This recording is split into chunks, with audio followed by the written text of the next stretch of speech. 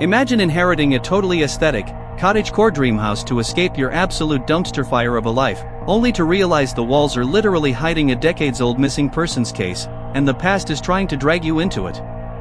Yeah, big yikes. What would you do? Because that is exactly the absolute mindbender we are breaking down today. What is up, guys, and welcome back to Fictional Forensic. Today we are diving deep into a story that has absolutely been blowing up everywhere, a total masterpiece that will have you questioning reality and staying up way past your bedtime. We are talking about the GMA Book Club Pick, Yesteryear by the incredibly talented Caro Claire Burke. If you haven't read this one yet, buckle up, because you are in for a seriously wild ride. Grab your snacks, get comfortable, and let's get right into this massive plot breakdown. And just a quick heads up, we are going full spoiler mode today, so if you want to go in blind, this is your official warning to click away now. But if you are here for the tea, let's get into it. So, the story kicks off by introducing us to our main protagonist, and right from the jump, you can tell her life is kind of a mess. She is dealing with the ultimate modern-day burnout, caught up in the hustle culture, swiping through her life, and just feeling totally disconnected from everything real.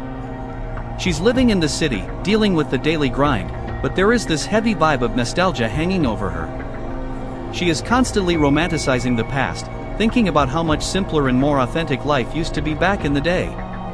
You know that feeling when you are just scrolling on TikTok and suddenly wish you lived in an era without smartphones? Yeah, that is her entire personality right now. But things take a crazy turn when she inherits this old, rundown property from a distant relative. It's located in this super isolated, rural town that feels like it's literally stuck in time. We are talking zero cell service, creepy antique furniture, and locals who look at her like she just dropped in from Mars. When she moves into this house, she thinks it's going to be this cute, aesthetic, cottage-core reset for her mental health. She plans on fixing it up, maybe taking some vintage photos, and getting her life back on track. But almost immediately, things start getting incredibly sus. She starts finding these weird artifacts hidden in the walls and floorboards, old diaries, photographs that don't quite make sense, and letters that hint at some dark, buried family secrets.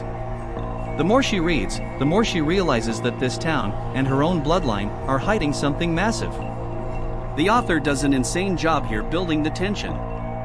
It is a slow burn, but every single chapter leaves you needing to know more. Our main character starts experiencing these crazy vivid dreams, or maybe they are visions, where she is literally living in the past. At first, she tries to brush it off.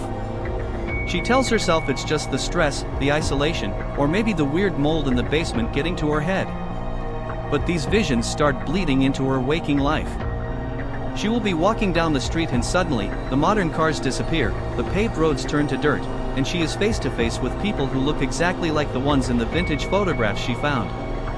This is where the plot goes completely off the rails in the best way possible. She realizes she is experiencing some kind of time-slip phenomenon. She is bouncing between the present day and this completely different era, yesteryear, literally. And in this past timeline, she isn't just an observer, she is an active participant in a massive scandal that tore the town apart decades ago. She discovers that a young woman, who looks eerily like her, went missing under super mysterious circumstances back then. The local police completely botched the investigation, or maybe they covered it up. Red flags are popping up everywhere, and she realizes that the key to fixing her own broken life in the present is to solve this cold case from the past. She starts playing amateur detective, which, as we all know from true crime, is always a risky move. She is digging through old archives, interviewing the town's elders who clearly do not want to talk, and piecing together a timeline of betrayal, secret romances, and ultimate tragedy.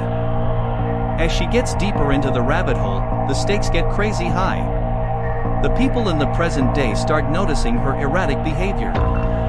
Her friends from the city think she has completely lost her mind and try to stage an intervention, but she ends up totally ghosting them because she is so obsessed with the past. Meanwhile, in the past timeline, she starts falling for someone. Yes, guys, we get a little bit of romance, but it is the tragic, star-crossed kind because she knows she doesn't belong in that era. She is forming real connections with people who are technically long gone in her actual timeline. The emotional toll it takes on her is heavy. She is torn between two worlds. The present is lonely but safe, and the past is vibrant, full of answers, but incredibly dangerous. She starts uncovering the truth about the missing girl, and plot twist, the real villain isn't some random drifter.